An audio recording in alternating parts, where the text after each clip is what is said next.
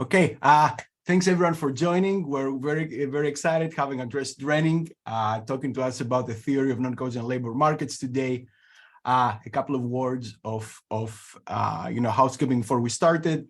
We're gonna have a 1-hour presentation, and after that we can stay on for an extra few minutes for Q&A.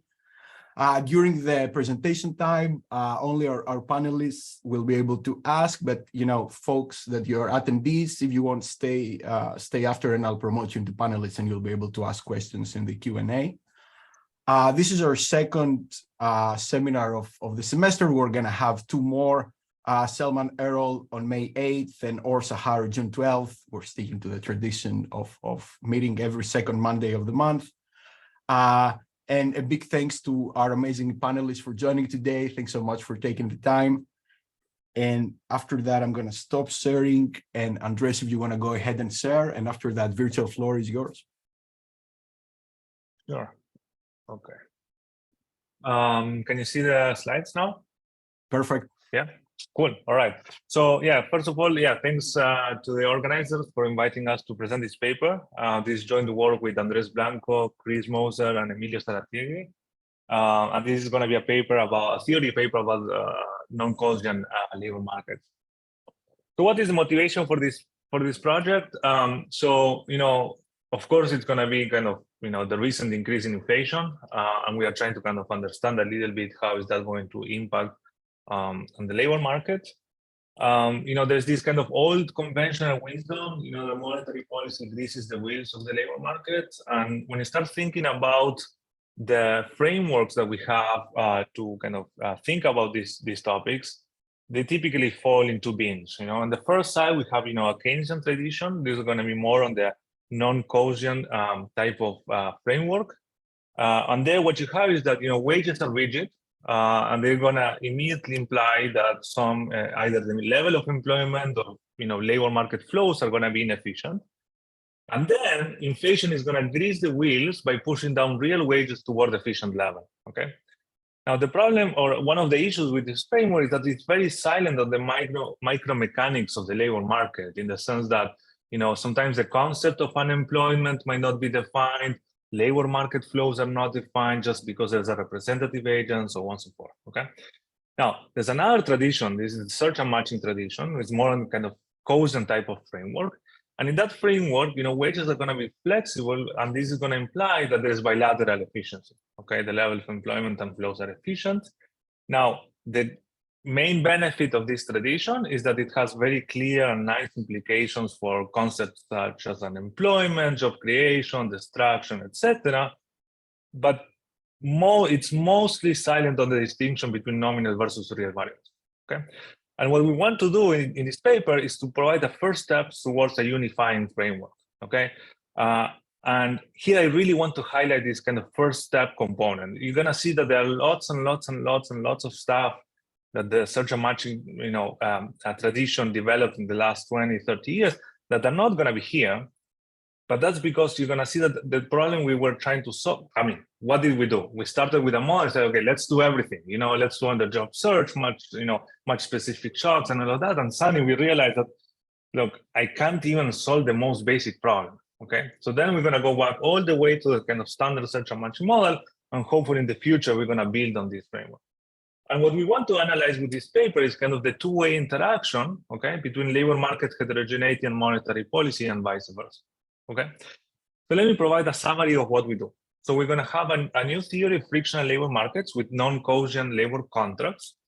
In the model, we're going to have shocks to idiosyncratic productivity of the worker. And at the end of the presentation, we're also going to have aggregate monetary shocks.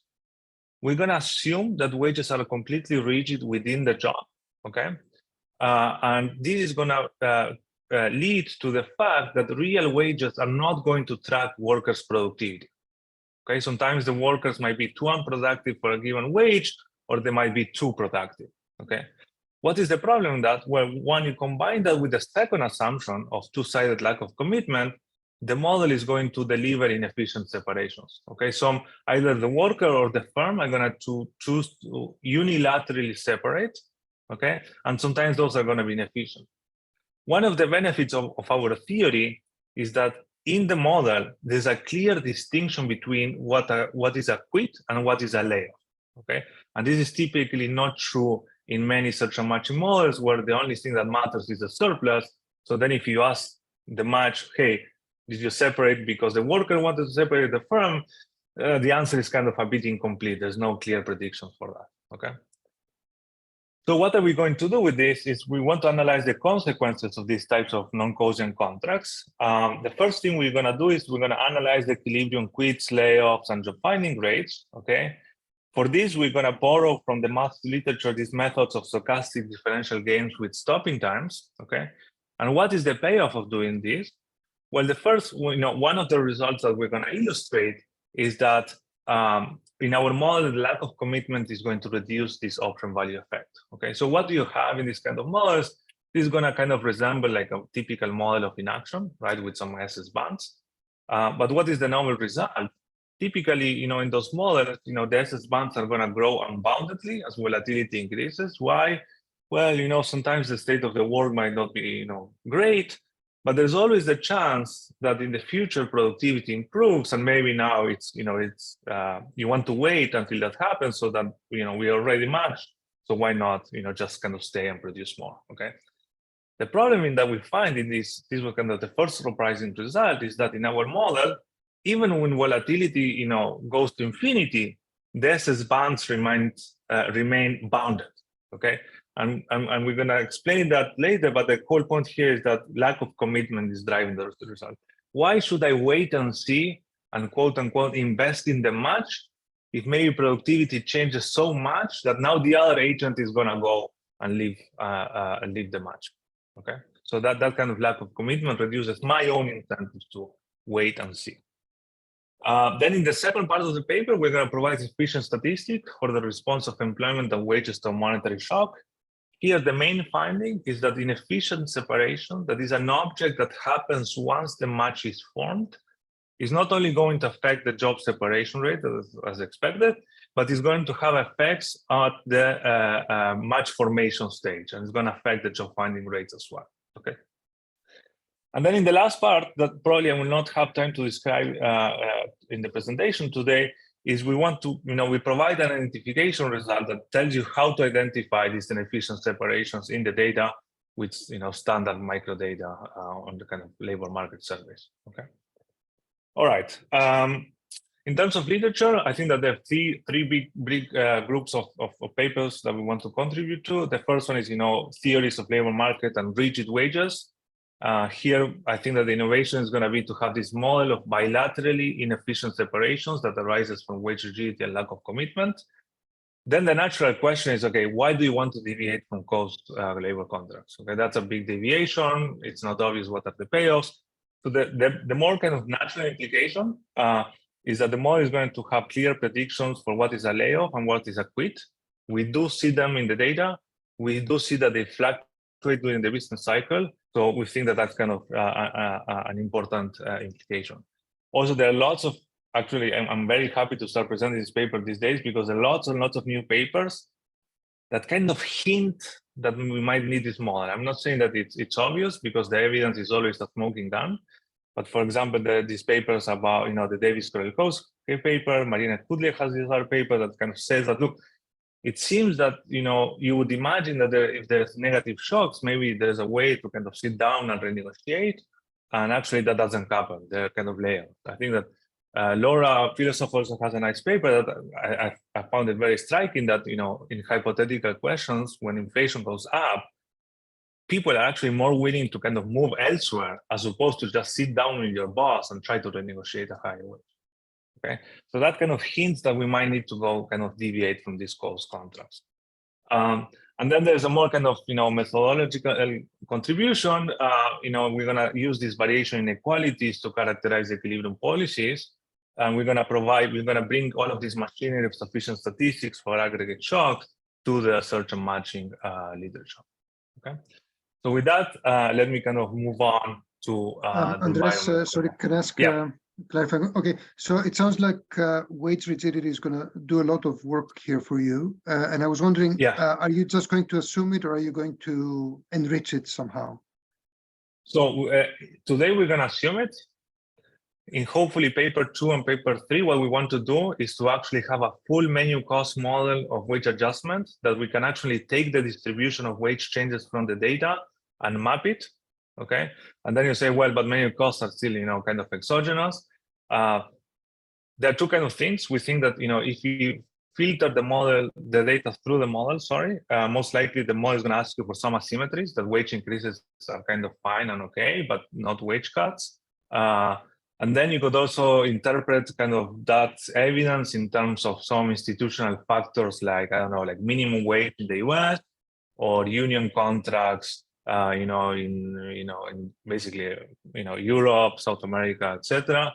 So there could be more like institutional barriers to wage adjustment. Okay, but yeah, for today, just for tractability, because we want to understand how this affects, these endogenous operations, yeah, completely rigid. You can think of this as the limit of a Calvo model where the rate goes to 0. Sounds good. Just a short. There's an old paper by Blanchard in Portugal who again assume fixed wage as you do, and then they have this distinction between quits and layoffs. But okay, that's fine. Okay. Thanks. Yeah. All right. So let me start Andres, with the environment. Yeah. Can I also ask a very quick question regarding the first set of papers? Could you clarify what exactly we are missing in them? Apart from the fact that you have it on both sides, what exactly are we kind of, which empirical phenomena do we want to get that the first papers can't get? Yeah, okay, the reason why we started this project, we have an older empirical paper with Andres and Emilio, and this was with social security data from Argentina.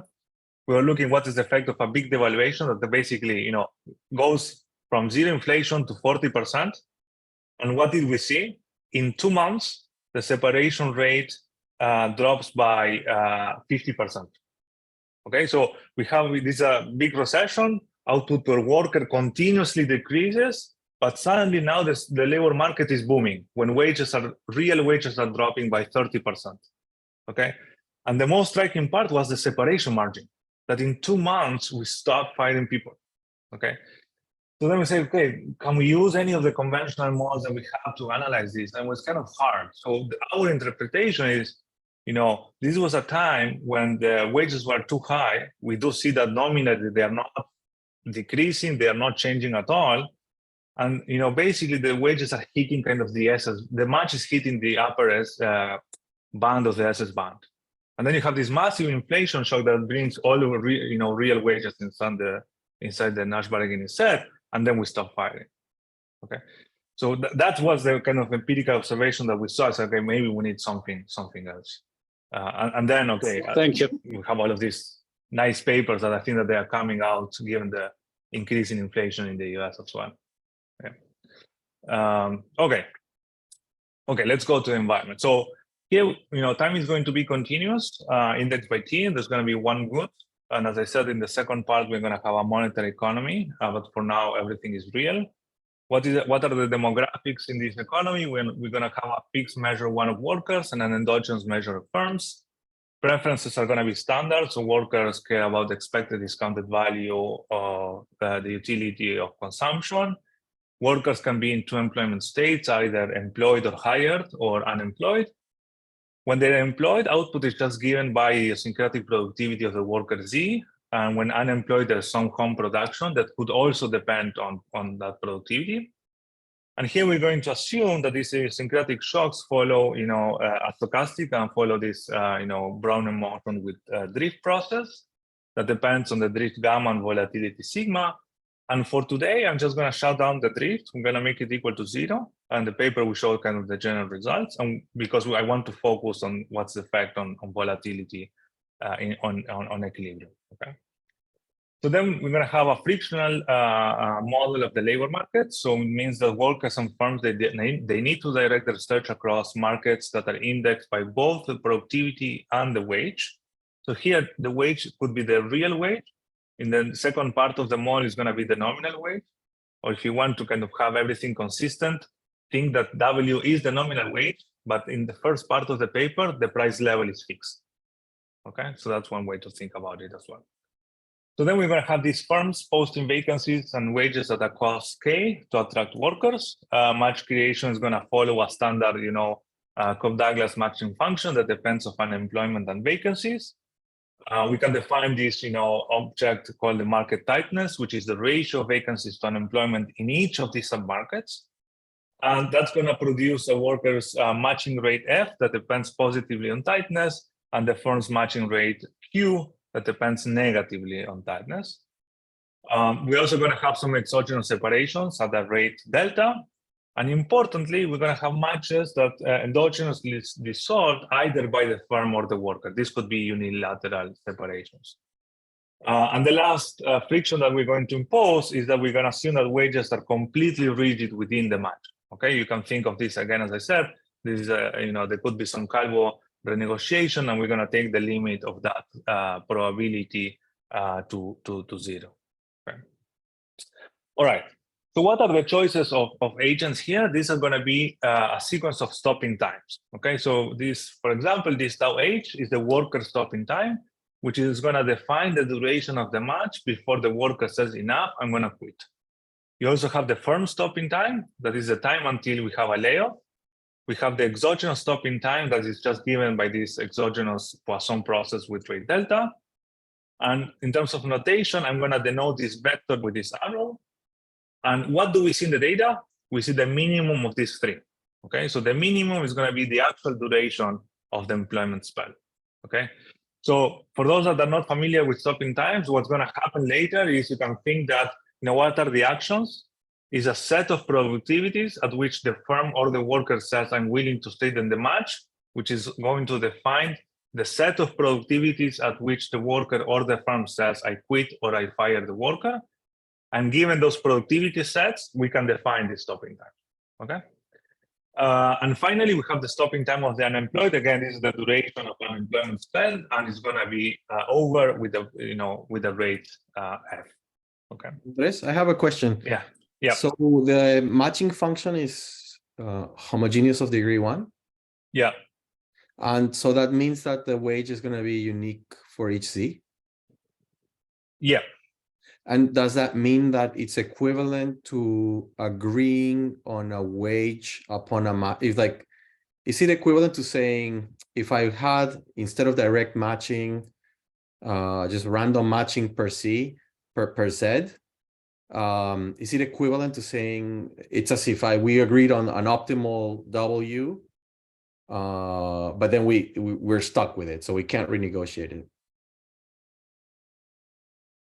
You mean if this is I mean the following, because the environment has the rigidity on wages, but to some level, if they're choosing one unique W among a potential set, because with homogeneous of degree 1, basically they're going to the same place on both sides of the market. So I would conjecture that that W is equivalent to saying, suppose these guys meet and they agree on one W forever, and the rest of the problem is identical, but at time 0 they agree on one optimal W. Yeah, so here what's going to happen is you're going to have multiple submarkets open on equilibrium, because people with different Z's are going to choose different W's. No, I'm saying conditional on a Z. Conditional on a Z, they could have chosen they're going to concentrate on one W. And I would conjecture that W is what you. At the end of the day, what you need is a trade-off between high wages and high job finding rates. Yeah. Okay. And then you can think of a fixed wage. Yeah, that's everything you need. So there are different ways of generating that. I don't want to hold you back, but I think I'm referring to something different, which is, I think that the W for a given Z that you're obtaining in a competitive search environment will coincide with one where if you had one marker per set, if they agree at time 0 on one among a menu of W's. So there's a sense in which these W's optimize. It's going to be a result. Yeah, I think so. I think you're right. There's one result that actually makes the analogy very clear. So let me get back to that once we get there. Okay. All right. So Value functions. Okay, so value functions here we're gonna. Yeah. Sorry for interrupting. It's just probably echoing the same point. You're not allowing for complete contracts, right? Somehow. No, exactly. That's the whole thing, right? Otherwise, we would have NGFC contract. Somehow you rule this out. This is going to be this one number, but you cannot condition on the future idiosyncrasy. Perfect. No. Exactly. Yeah. Okay. So in terms of value functions, there's nothing special about them. It's just let me do the one so that we see what's different. The value of employment and the wage W and productivity Z is the expected, net present value of wages until the match gets dissolved. Okay, so the expectation is going to be with respect to this random stopping time, at which point the worker becomes unemployed. We have something similar for the firm. For the unemployed, you actually have a max operator because at each point in time the worker is choosing where to search for jobs. Okay, and then again at some random stopping time the worker becomes employed at time W. And finally, we have the standard free entry condition. Okay, if you see as a market open equilibrium, it has to be that expected profits are actually equal to 0. Okay. All right. So equilibrium definition. So here, what is an equilibrium? We have value functions, market tightness function, and policy functions, such that for a given value of unemployment, these stopping times are non-trivial Nash equilibrium. Okay. What do I mean by this? With these two inequalities, the worker and the firm are best responding to the actions of the other agent, and there's a fixed point. Okay, so this is a standard definition of Nash equilibrium. Now I notice I said the word non-trivial. Why? This model is going to have lots of trivial equilibrium. Why? Well, the worker wakes up and says, "I'm going to quit." Why? I don't know. I want to quit. And the firm says, "Well, if the worker is quitting, I'm indifferent to anything, so I'm going to fire the worker." But if the firm says, "I'm going to fire the worker," then the worker says, "Fine, then it's consistent with me quitting." Okay, so that you can create lots of trivial equilibrium all over the place. Okay, and we're going to impose a simple equilibrium refinement to kill all of them by just saying let's focus on weakly dominating strategies. Okay, so this is saying the worker is okay. I'm anticipating myself a little. So that's it. We're just going to impose that, and it's going to kill all of these trivial equilibrium. Then the second part of the assumption says for a given value of employment and a given market tightness function, these optimal search strategies are going to solve the problem of the unemployed worker with value U. And finally, we're going to have the free entry condition. Okay. All right. So let me just discuss a little bit the framework. In the standard search and matching tradition, what's mostly going to happen is that the match surplus is going to determine job flows. Once you characterize that, you solve the model. Okay. So here you're going to have that because of the combination of idiosyncratic productivity shocks with wage rigidity and two-sided lack of commitment, that's not going to be true anymore. Okay. In particular, we're going to have unilateral firm layoffs when the wage is too high relative to productivity. We're going to have unilateral worker quits when the wage is too low relative to productivity. And we are going to have something that we're going to call exposed allocative wages. Okay, and what do we mean by that?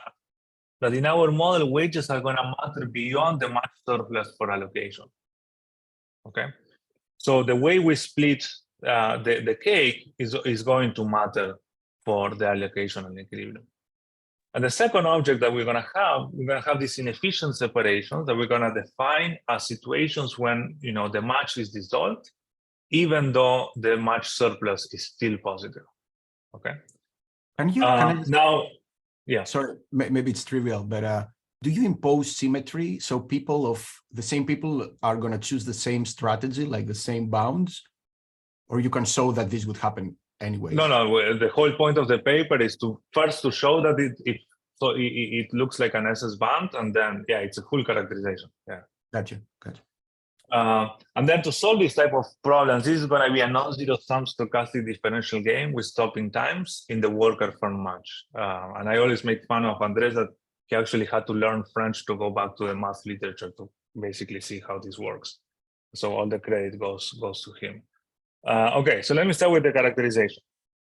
Let's go back to the first year PhD where we solved the Cournot game. Okay, so this was a fixed point in best responses to choices. In that model, choices were output. So the output of firm A is the best response of output of firm B and vice versa. What is a Nash equilibrium is the fixed point of these best responses. We're going to have something similar, but we're going to be solving a fixed point in terms of continuation regions, continuation sets, okay? So the firm continuation set on equilibrium is going to be the best response to the worker's continuation region, okay? Now, in terms of a little bit of notation, I'm going to denote by this J, H, and U. These are the values at equilibrium policies. In what follows, I'm going to describe the problem of the firm and the conditions are similar for workers. And the other thing is I'm not going to focus too much on the free entry condition and the value of the unemployed because the trade-offs are standard. The unemployed is doing a trade-off between high wages and high job finding rates. And then that's kind of standard and off the shelf. There's nothing new there. The whole point of this paper is going to be kind of focusing on this game and how the outcome of the game actually impacts job finding rates. Okay. Okay, so I'm going to first start kind of showing the equilibrium with this graph. Okay, on the right, on the x-axis, I have productivity. On the y-axis here, this solid line is the value of employment for the worker. The orange solid line is the value of the firm. And the dashed lines, the dotted lines, sorry, are the value of the outside option for the firm and the worker. Okay. Okay, how do we reach? This is going to be the full characterization. How do we get there? Okay, condition number one, in the game, there's a lower bound that the firm has to get non-zero, non-negative value. Why? Because the firm can always separate. The second condition is going to be this firm's best response function. So you see, believe me for now that, take any continuation region for the worker that says the worker is happy to stay in the match as long as productivity is not too high. Then what does the firm solve? The firm is choosing this match operator between staying in the match or leaving the match, okay? And from this problem, we're gonna get a smooth pasting condition. What means is that the threshold for the firm is going to satisfy the smooth pasting condition. That is, the derivative of the value is going to be equal to 0. And that is the condition that defines that the stopping time is optimal. Now, once you do this, what you can do is you can define the continuation set of the firm, which is the following. It's going to be all the productivity levels at which either the value of the firm is positive and the firm is happy to continue, okay? Or flow profits are positive. Why do we need this? This is basically the equilibrium refinement based on weak dominant strategies. This is saying, look, we're going to assume the following. If the worker is quitting, the firm is like, whatever, I can choose anything that I want because it doesn't matter at the end of the day. But because of weak dominance, we're going to say that if flow profits are positive, then the firm strictly continues. Okay, and that is going to kill all of these kind of pathological, non-trivial, trivial equilibrium. Okay. Now, once you define these sets, what is the stopping time? Again, is the shortest amount of time until productivity leaves this set. Okay. All right, and then this is the condition that defines the value of the firm inside the worker continuation region. And outside the workers' continuation region, the firm is getting a value of 0. Okay, because for these productivity levels, the worker says, I quit, but then if the worker is quitting, then the value of the firm is 0. Okay. All right. So what we can do is we can first show this proposition that says that these policy functions in terms of stopping times and optimal search behavior and the value functions expressed in a sequential form, they form a block recursive equilibrium if and only if these little lowercase values satisfy all the conditions that I showed you. So we can go from sequential problem to recursive problem. Notice that I mentioned this word block recursive equilibrium. I think this crowd is very familiar with this concept. What we're just saying is that the equilibrium values do not depend on the idiosyncratic states of workers and firms. Okay. Now, what we can do is we can show that there exists a unique block recursive equilibrium Okay, I think that this is important to understand where we stand, and we can show that there exists a unique equilibrium. Unfortunately, it doesn't follow from existing results, including from people that are in the audience. Why? Because in continuous time, the problem that you're going to have, in discrete time, what you're going to have, and this is mostly related to the men's-machine paper that actually tried to solve this problem, values are going to jump. Once you're close to separation triggers, whoever is close to indifference to kind of, let's say the firm is indifferent to firing the worker, well, the value of the firm is going to be almost continuous, but then the value of the worker is just going to jump. And how do we solve this? We just go to continuous time. Okay, and it has to be, as I show you here, we always have continuity at the separation triggers. Okay, and that's how you can establish this result.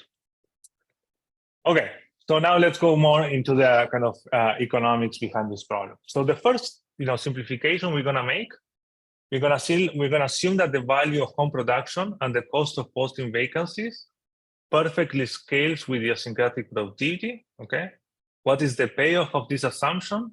That now, instead of keeping track of two state variables, that is the wage and productivity, we can just focus on the wage to productivity ratio. Okay, what matters if you're paid too much or too little given the productivity that you have.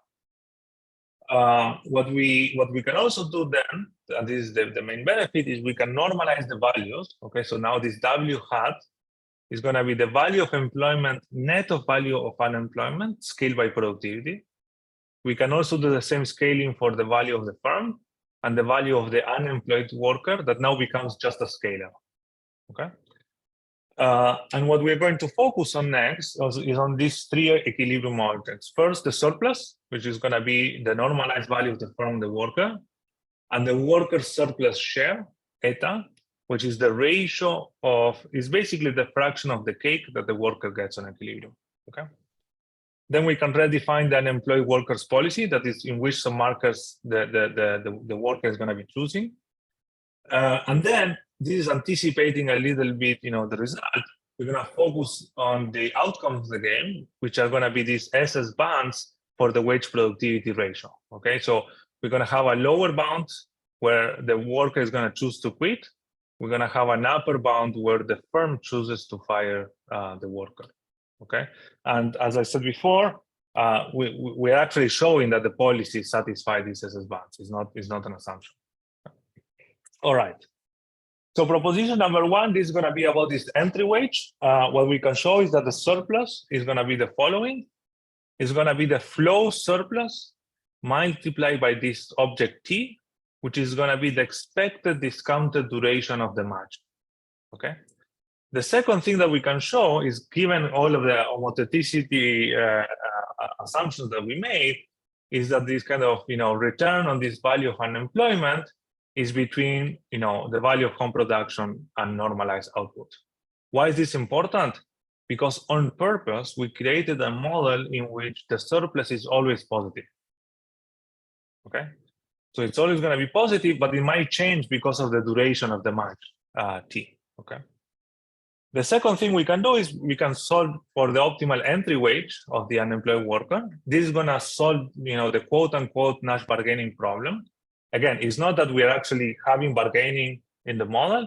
It's just that it's very simple in directed search models. You can show that what the worker is doing is choosing a trade-off between a job finding rate and the value of higher wages. Okay, and the first condition looks like this.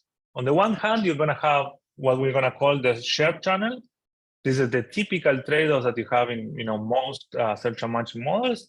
The worker says, look, I'm trading off a job that pays a high wage with a low job finding probability versus jobs that pay a low wage, but they are very easy to get. Okay, that's standard. But as you can see, there's a new component. We're going to call this the surplus channel. Why is that? Well, because this entry wage is going to affect the duration of the match. Okay, think of if I start going and asking for a crazy super high wage. Well, I'm getting close to the separation trigger of the firm. Okay, that's going to affect the duration of the match.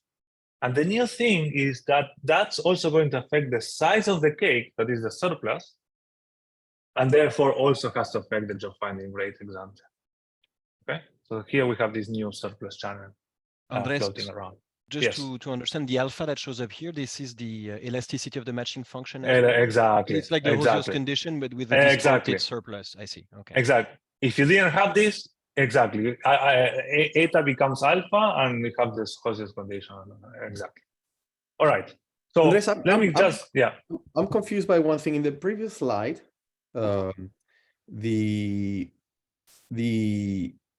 value scales with e to the z, not with z.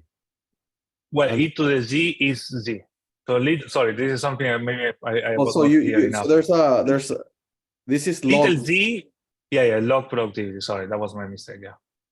Okay. Yeah. So this is z. This is literally z. So big okay. Z. So it's geometric Brownian motion. Okay. Yeah. Okay. Yeah. Your first slide showed it as Brownian motion. That's okay. We should be more clear there. Yeah. Okay. All right. So this is the first characterization. The second one is the results we get about these SS bands. Okay. When you look at standard models of inaction, the kind of more common result is that these SS bands or this option value effect grows unboundedly with uncertainty. Okay. Now the problem here is we have two-sided lack of commitment, which is going to reduce this option value effect.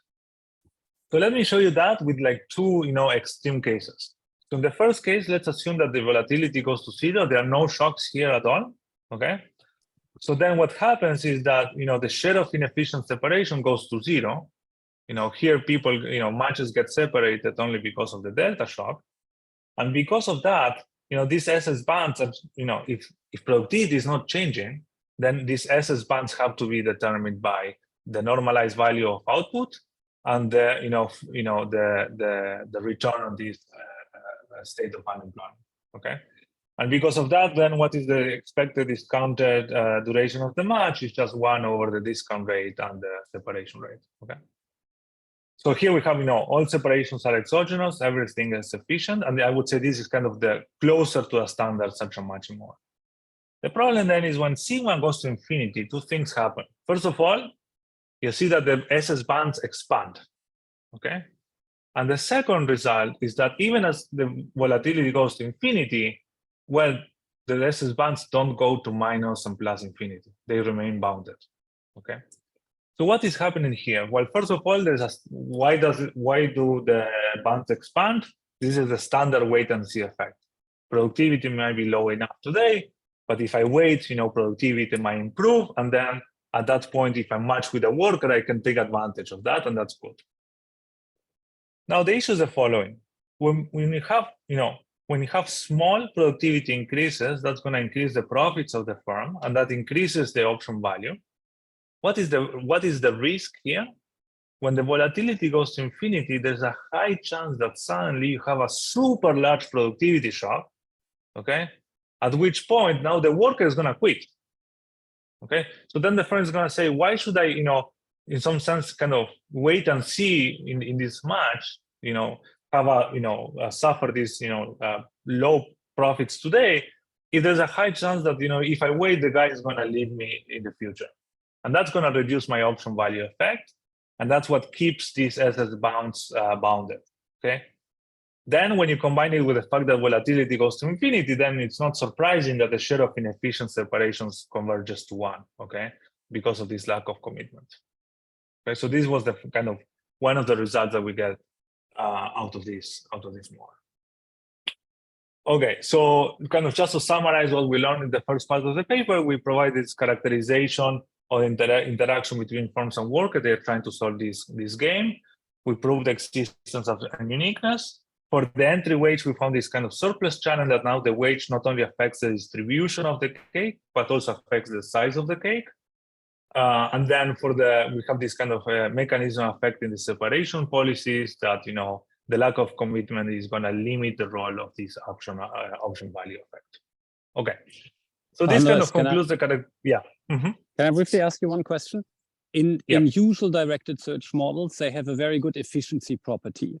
And obviously, you're not going to get the same thing here because now it's kind of the wage itself kind of matters for several reasons, right? How many firms enter, but also how long this match kind of stays in effect. But did you look at any notion of efficiency of a planner that somehow might have similar instruments? Is a thing kind of doing well if a planner would be restricted to these instruments, or would the planner do something very different? That's a good question. So the short answer, first of all, no, we didn't. So it gotta be by that proposition, by point 2, because it's solving a Nash bargaining problem. So if you solve a constraint planner problem where he has lack of commitment, he has to satisfy the conditions on the exit times, the W is solving the a joint surplus problem. So that has to be efficient. Yeah, if you're imposing the same conditions, I think in some sense you are going to get an efficient outcome. Again, because the planner is going to internalize this effect as well. Okay, and then if you don't have this, then this is the thing that Eduard mentioned, that then yes, eta becomes equal to alpha, and then that's kind of the typical Coasean condition. And since we're talking about this, can I ask an additional question? Because so you mentioned before that because of your mechanism, you're going to have inefficient separation, and also the job funding rate is going to be affected. But so it looks like the job funding rate is affected mostly as a result of the distortions of the job separation, no? Or if absolutely, if there was something to fix the job separation margin, it looks like the job funding rate would actually be okay because of this condition you're writing here, no? Is that true, or? It looks like, just to say it again, so that the distortions of the job funding rate is a byproduct of the distortions, the forward-looking behavior of people anticipating distortions for the separation, right? Okay. Exactly, because wages are affecting this, duration of the match. You're affecting the surplus. You're affecting the surplus and also the distribution, and then through pre-entry, you are affecting the job funding rate. So yeah, you're totally right. Thank you. Yeah. So the Coasean condition is satisfied. Well, the new we need to really write. I don't know that. I don't know this stuff very well, but so that condition. Well, if you were standard one, no, because it doesn't have to be that the worker share is equal to alpha exactly because of this surplus channel. No, but I meant in Eduard's in under Eduard's condition, which is like suppose the planner fixes the and sets separation to efficiency, then that implies I don't know. I mean I'm asking implies as long as wages are not affecting ex post the duration of the match through endogenous separations, then that's true. Yes. Okay. Yeah. All right.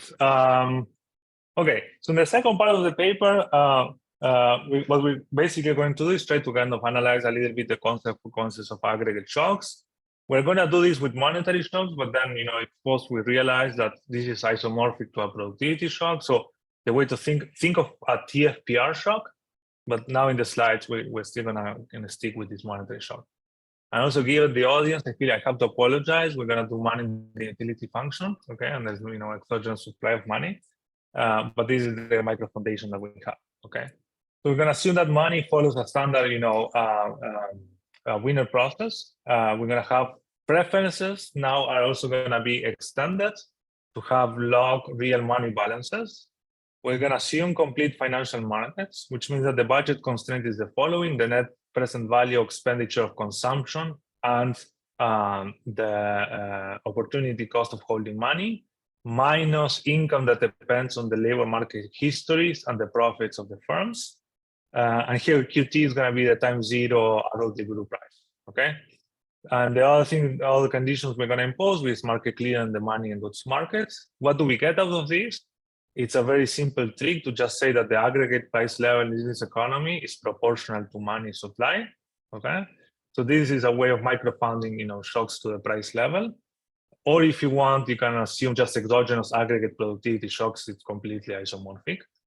And the second result is that, from this full problem, at the end of the day, workers are going to maximize the present discounted value of real labor income. Okay, so now this W hat, we are going to bring in the price level. So this is going to be the real labor income. Is the same thing we had before, also divided by the aggregate price level. Okay, so these are going to be the real wages. Okay.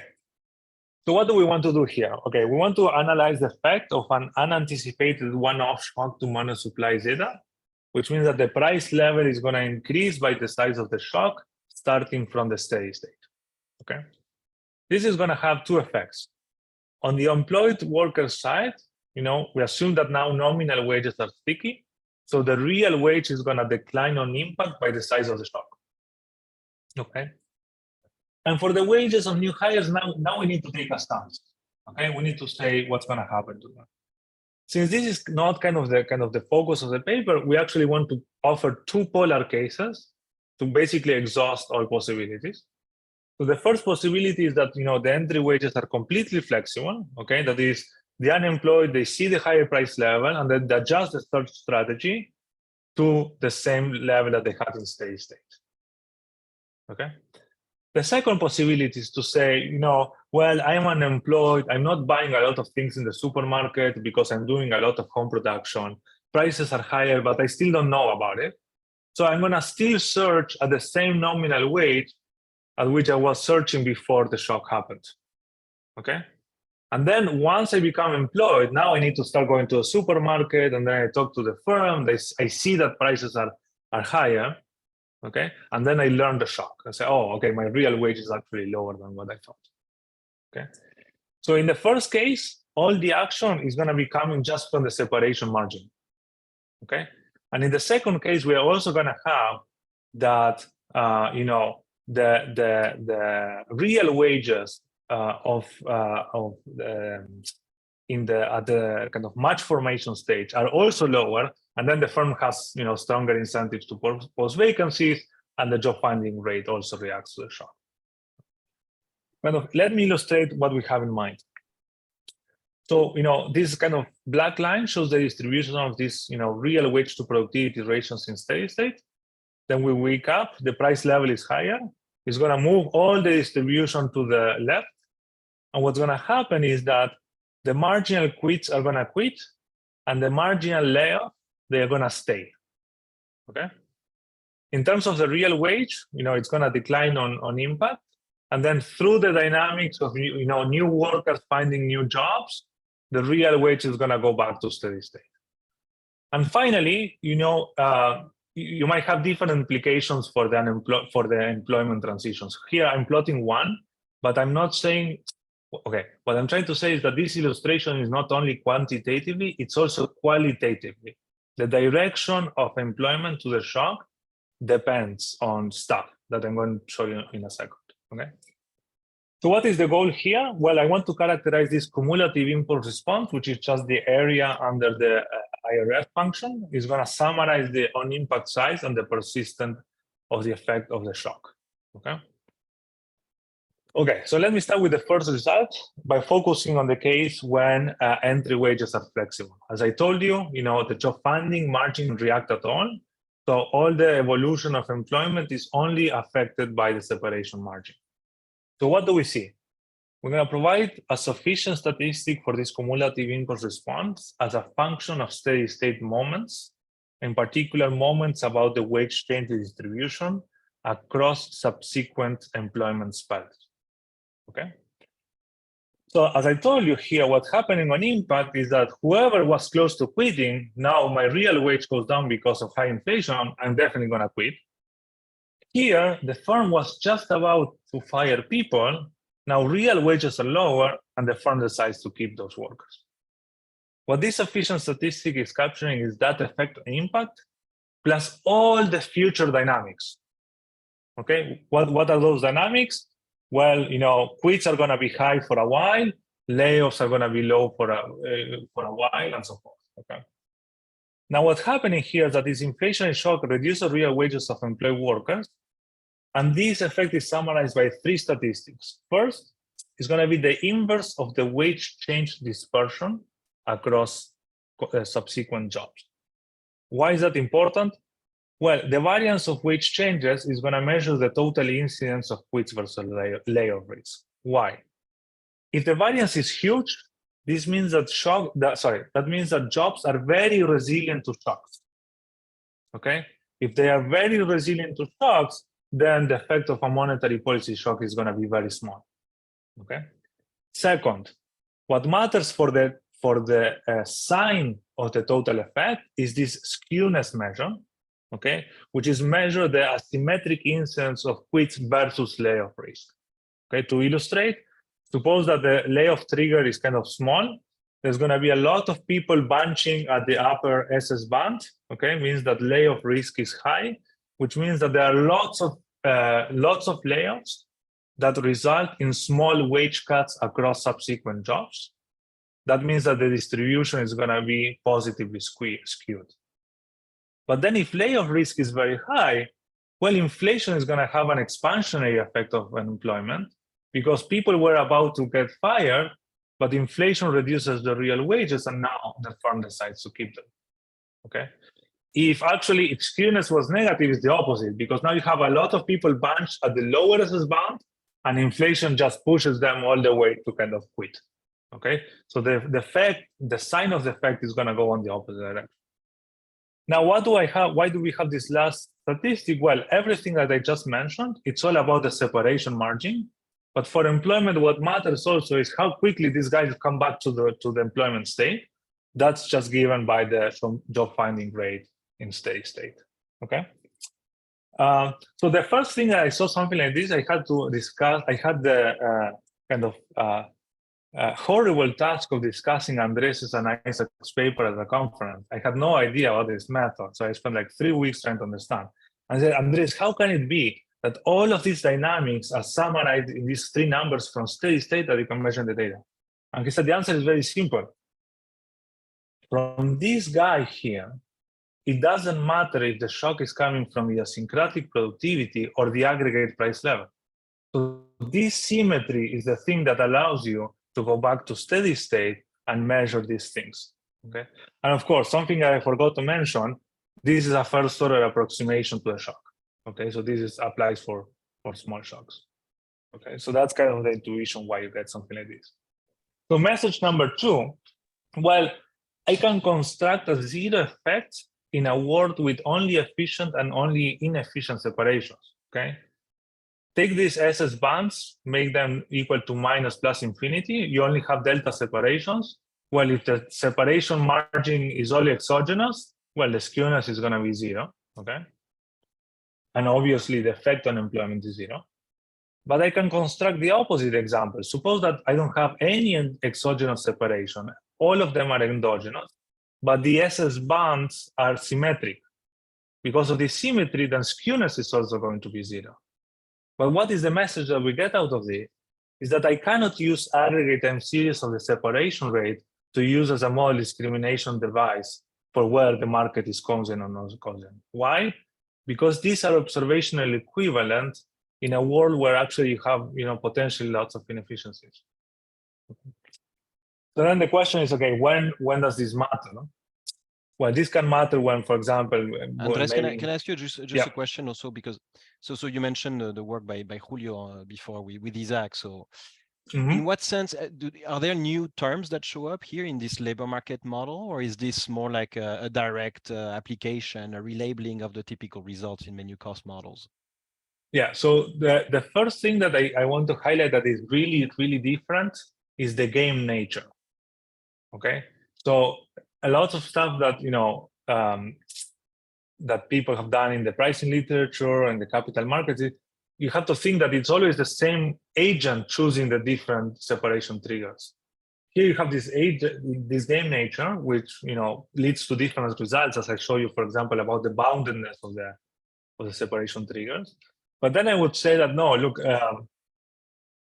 given the application is, once you're interested in the cumulative input response, at least we benefited a lot from the previous work that Isaac did with Andres. So, but to get there, I think that's the part that is a bit different. Yeah. And this impulse response is on the existing wages or on the path including new matches? It includes the new matches completely. Yeah, this is the full first order approximation of employment to a monetary shock.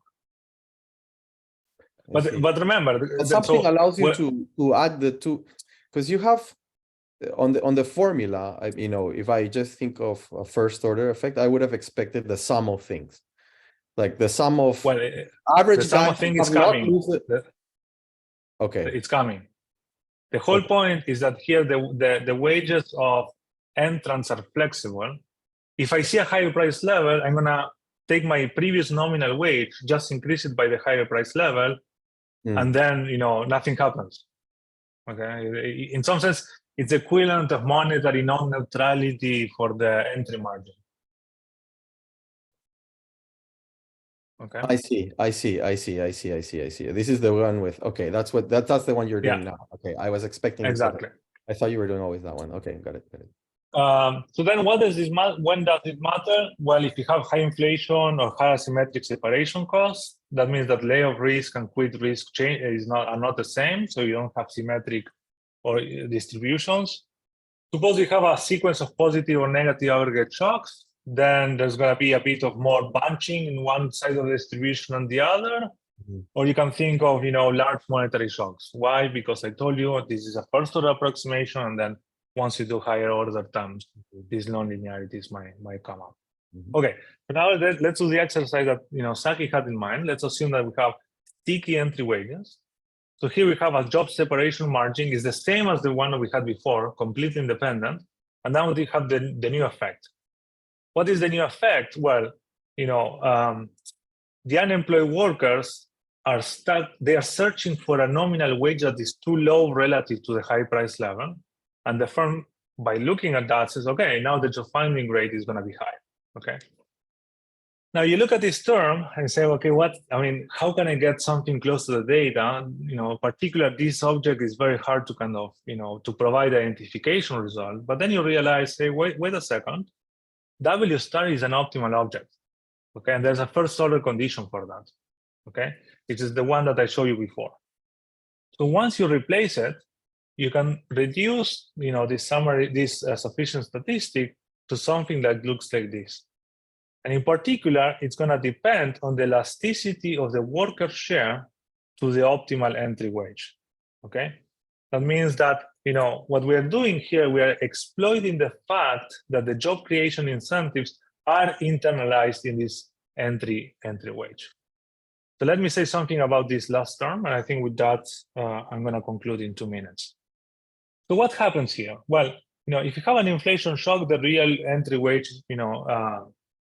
is going to change. Okay, and that's going to affect the redistribution between the worker and the firm. That's that's not that kind of surprising. But what's surprising is this new channel. What happens is, for example, suppose that I have a larger real entry wage. That's going to increase the incidence of future layoffs, and it's going to decrease the probability of the worker quitting. Okay, why does it matter? And here, I think again, the game nature is going to drive this result. When the worker is choosing when to quit, there's a smooth pacing condition. There's an envelope condition. Okay, so decreasing the prevalence of quits is not that beneficial to the worker. But when the firm is choosing when to fire the worker, the worker only gets a value matching condition, which means that the increase of future layoffs has first order effects on the value of the worker. Okay, which means that now, if I increase the real entry wage, the worker is going to be happy, but he's going to be happy. He's going to be less happy the more prevalent endogenous separations are. Okay. Again, why? Because the worker is choosing only one of the SS bands. So let me kind of just illustrate the importance of this with these two graphs.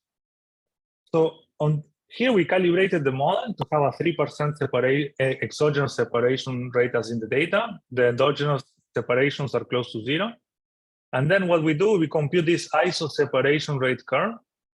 In all of these points, the separation rate remains constant. I'm just reducing the exogenous component, and I'm increasing the endogenous component. Okay, and I'm plotting that on the x-axis here. What do you see? Well, this solid line is a standard result, the kind of Scheimer result that says that, the job finding rate is going to depend on how big is the flow surplus, okay? And what we find here is that the higher the share of endogenous separations, the lower this marginal benefit that you're going to get by eroding the real value of wages in equilibrium, okay? And just kind of illustrate a little bit, the blue line is the proper solution, the numerical solution.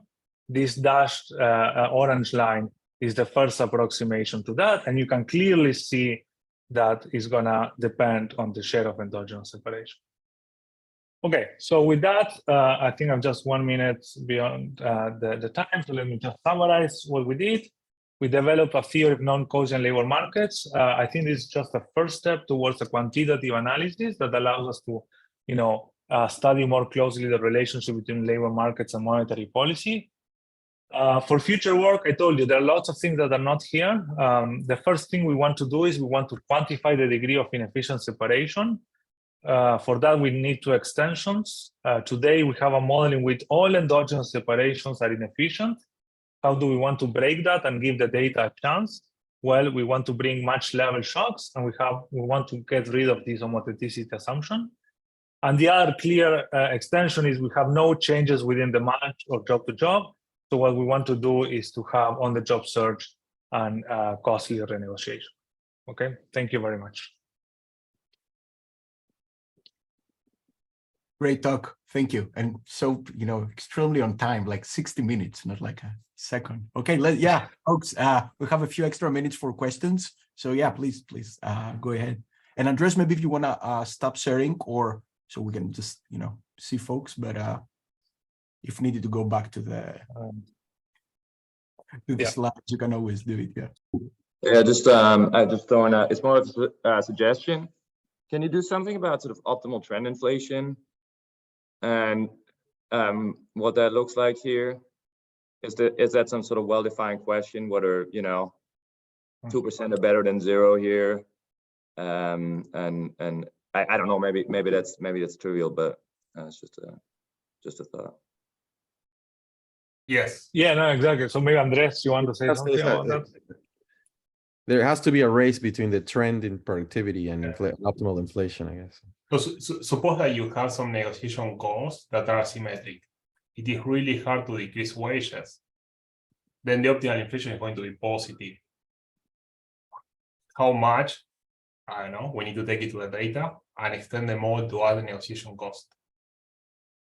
I think even in addition to that, Gregor, one more thought. I mean, just descriptively, suppose you have an environment with trend inflation. Of course, we solved like a variant of that model. Like you can anticipate like the optimal wages you set will be sort of, drawn out because you expect the SS band to sort of, go in a certain direction. So if you expect positive inflation, you're going to set the nominal wage a little bit higher in anticipation of the nominal value being stuck and so on. So there's a positive implication, and then also what Blanco just said, the sort of optimal monetary analysis. But the latter, we're not quite there. So I'm very far away from labor search, and but I'm familiar with Rob Scheimer's textbook, which is from 2005. So I remember the last chapter in the textbook says, to match all these features of the labor market, you need wage rigidity. I think that was the conclusion I remember. And so what happened from then to 2022 with sticky wages in the search framework? Do you have 2-3 hours, Aki? Maybe we can get No. So what happened? No, what I think, okay. I think what happened was, so people realized that, and of course there have been lots of papers working on that. I think that the one that actually tried to kind of even get closer to data was the Gertler-Trigari paper that has kind of Calvo adjustment. I think one defining feature is that I'm not aware of a paper that took wage rigidity and went all in with the implications, in the sense that typically what you're going to see in these papers is to say we have wage rigidity, but we are going to make sure that shocks are always small enough so that we don't hit the SS bands. Okay, So that's kind of the state. And what we are doing here is to kind of fully, is to saying, look, okay, let's just see what happens. Let the match hit the bands, and let's see what their implication. I think that's the best way of characterizing this, that we are allowing wages to affect the duration of the match. Maybe Zach, Shall I go? Brian?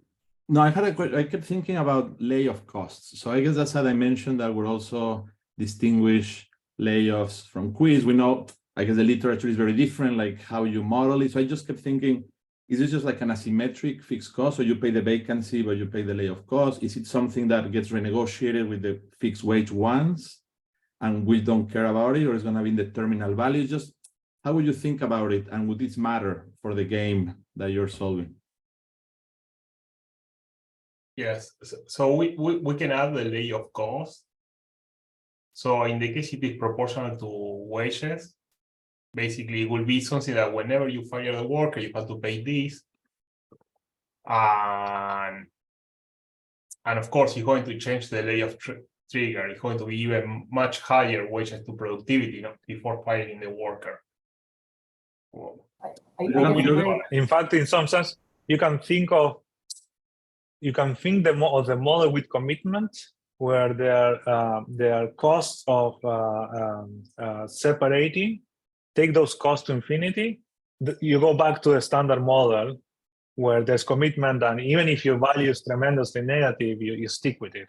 Okay, so that's one way to think about it. They're going to affect the width of the inaction region. Yeah, maybe just one more. Sorry, one quick follow-up thought to Isaac's question, which is really interesting. I think, ex post, like the planner would like to preserve these matches. So imposing a cost, unforeseen on these existing matches would be great. But of course, if you do that ex ante and it's being priced in, then it's not clear that this will improve welfare. And in fact, it won't generically in our baseline model.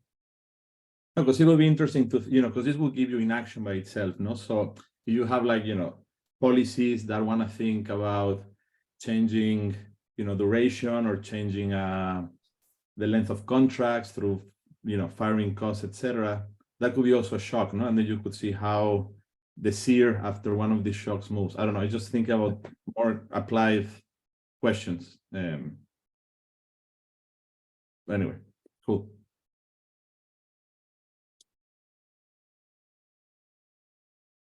There are a few people with hands over, so Philip, if you want to go ahead, I think it's your Sure, thanks. I enjoyed this. I thought it was really impressive to solve this game and the bans and all of this. I was just wondering, kind of, if you want to take this further, you have a whole bunch of extensions, and including putting some real monetary policy and some outside shocks that I might not, right? These games seem to have a very particular structure at the moment, how you set them up with, continuous time and the way the shocks enter and so on and so forth. And I'm just a little bit worried if that goes down out of the window, if you try, whether this framework will become so rigid that it doesn't allow you to put sensible monetary policy and so on and so forth in there without breaking the very nice structure that you have right now. Yeah. So let me say, for monetary policy, I mean, if you want to think that the typical way monetary policy is conducted, you need like an interest rate rule and you need an Euler equation. So we do have an extension where we do stuff with a Taylor rule. I think what you have in mind is also a model with, first not complete, like a typical Hank model. Okay, that's complicated. We're trying to get there. But if you think of productivity shocks, we already solved, hopefully for paper number 2, a model with endogenous search effort, endogenous on-the-job search, and actual renegotiation with something that looks like menu cost. Numerically, you can go all in. There's no problem at all. And in fact, with the continuous time structure, it's relatively easy to solve this model. Theoretically, that's a bit more challenging. So what we're going to do there is we're not going to go so much for the aggregate shocks. We're going to go more for the micro shocks with the hope of actually identifying inefficient separations with microdata. But actually, no, we're actually tying our hands because we want to say something pencil and paper. But as soon as the computer is on the table, it's very easy to expand it to include other stuff as well. So Thanks. I think you're going in the right direction. That okay, this model is still too unrealistic in many situations. Nevertheless, suppose that you start adding more bells and whistles. I think this idea that the model cannot generate option value effect will continue to hold. Again, we still didn't check it. We're going to go in this direction. The fact that the skewness is so important for asymmetries of shots, quit and layoff is also going to hold. Again, we still need to go in the next steps, but already having like two or three results, I really is going to, at least it helped me to start thinking, to have some ideas before going into the next project. But yeah, we can solve with more stuff. Andres is the expert there. The good Andres.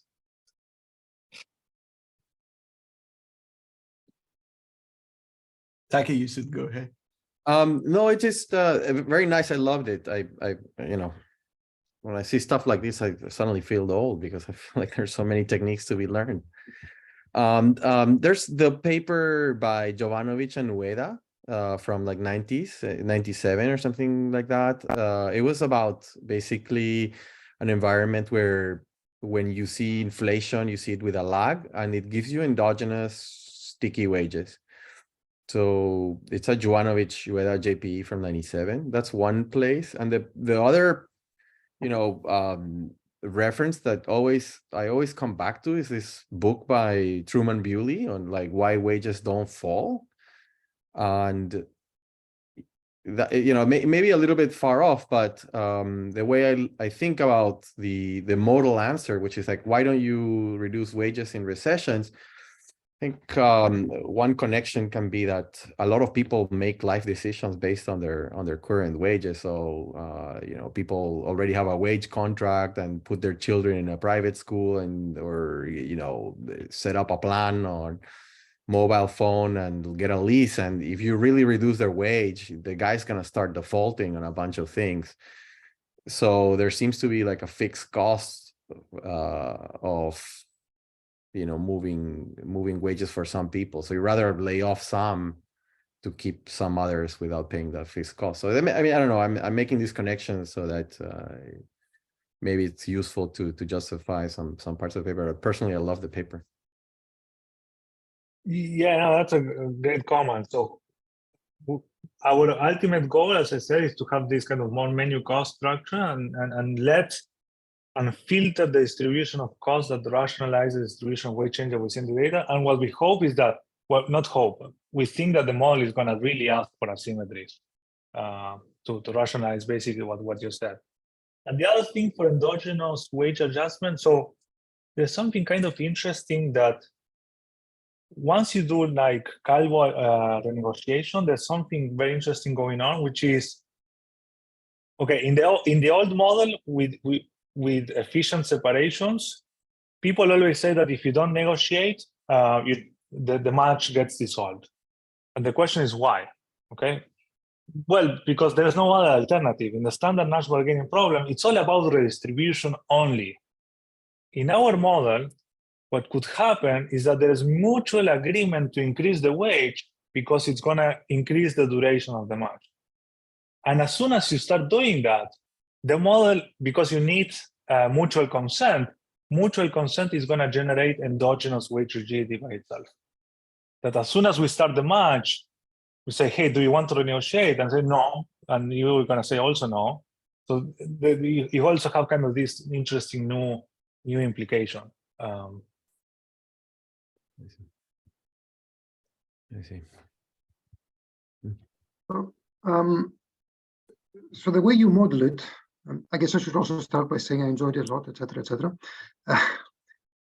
So the way you modeled it, you modeled the shocks occurring to the worker productivity, and I guess the technical reason for this is to get quits in addition to layoffs.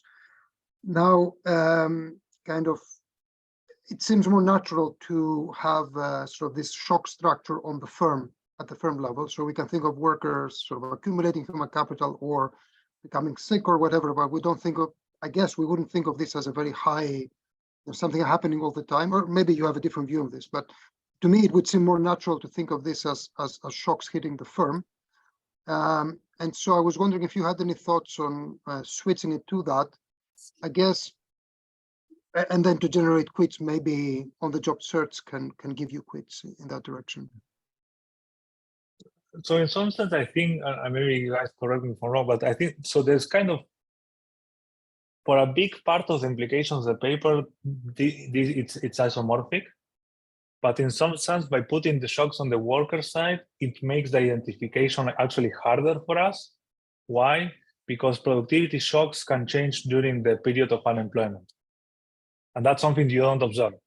Okay, so the identification, this is for this part I didn't talk in the presentation, but when you do identification, that's kind of the challenge. Is, look, there's a period of time when the worker is unemployed and I don't see what's going on. That's kind of harder. But if you put it on the firm side, it doesn't matter because I think it makes it even easier. But the implications are still going to be very similar. Right? The worker might quit because but you're not going to get quits because if the firm becomes more productive, the worker will have no incentive to leave, because if he leaves, he's going to end up at a different firm. So yeah. Maybe with the renegotiation, on the job renegotiation, yes. No, because maybe the worker but I take your point. I see your point. No, about on the job negotiation, what I mean, if you renegotiate when one of the two sides hits their outside option, then you're not going to get inefficient, unless you introduce an additional feature, you're not going to get inefficient separations, and you're not going to get this distinction between layoffs and quits. But okay, you probably know that, yeah. Thanks. Question, or I guess something that I think would be interesting, is maybe not for this version of the model, but the following, how your impulse responses from this model compare to VAR impulse responses for labor variables, unemployment, job finding, job separation. I think that would be interesting. I don't know if this model can speak to that at this point. And I guess another thing I'm curious about is with menu costs, is the linear approximations that you do, is it gonna be challenging to get similar results to the ones you have in this paper? And also green paper, yeah. Let me think. I don't think that for if we do a first order approximation, I think that some results should hold. Of course, for the impulse response matching, you see, if you look at the paper, there's not a single number, because I think we would be ashamed to put numbers to this model yet. But of course, I think that for the next iteration, where we really want to go quantitative, that's kind of that's going to be the main test of the model. But as of now, I think that the model is too kind of stylized to actually take the numbers very seriously. I just have one question, which was, I'm trying to think through, if you solved a planner's problem that was unconstrained, would basically wage indexation to the price level just fix everything, or does it depend on what goes on with, or on the assumptions of productivity relative to inflation? That was the first question. And then just a side note there, whenever you do go quantitative, there are some countries that do have complete wage indexation. So it'd be interesting to see if you take this model to those kind of countries, whether you get what you might expect. Yeah, those are great questions. So the first one for wage indexation, I'm not sure, because the whole point is that with wage rigidity, right? So you suppose you have an aggregate negative productivity shock, you would like real wages to go down to reflect the lower productivity, but now nominal wages are fixed. and then you start getting a lot of inefficient layoffs. Actually, the inflation shock helps you get to the efficient level of employment, Okay, so But actually, indexation would the go. indexation wouldn't let that first step happen in the first place, I guess. Okay, indexation to productivity, yes. No, to the price level. To the price. Well, anyway, I don't know. I think Yeah, it'd I be- always think in the context. I always think in the context of, there could be situations where you have negative productivity shocks. Then inflation is good. You really yeah, want that's why I was inflation saying to maybe it depends on how these things interact with productivity, but it would I be think that's the interesting to hear. key. So, I mean, in general, if you could always bargain, everyone would be better off. Bargain over the whole price, productivity, whatever state of the economy, right? But then what Andre suggested, and I think what you're asking about, Laura, is that a price indexation is not the same as a productivity indexation. And it's not clear that only indexing to the price level will always improve welfare, because sometimes you would like actually to inflate away wages if the productivity level is not part of the contingent contract.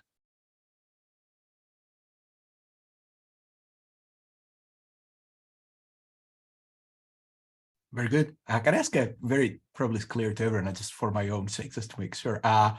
There was this discussion in comments related to what is efficient and inefficient and the planner's problem, just to make sure we're all on the same page. When you guys said separations are inefficient, you meant compared to the menus, like the complete contract case, right? Just to make sure. The constraint planner would still choose the same bounds, but compared to the classic, approach, then okay, got it. I see. Andres. Yeah. So I'm just okay. Yeah. It's not. We created our own definition of efficient separations. Yeah. Very good. Which Very is good. surplus is positive, and we still separate. Yeah. Very good. Yeah. I guess this a general point, maybe. I think you motivate very well, and it's very, very connecting to a bunch of audiences. But for a search audience, maybe connecting directly to the complete contracts and how not allowing the agents to condition on things, it would make very, very straightforward for people to get. So just but yeah, super nice. Thanks for taking the time, and the amazing panelists. Thanks so much for being part of it. Great conversation. Can I just add? I just wanted to add sorry, a go last ahead. thing to the authors. Sure. Also, first of all, I enjoyed the paper a lot. I think it's very impressive. It's very nice what you guys achieve, and you managed to do a lot. So really nice paper.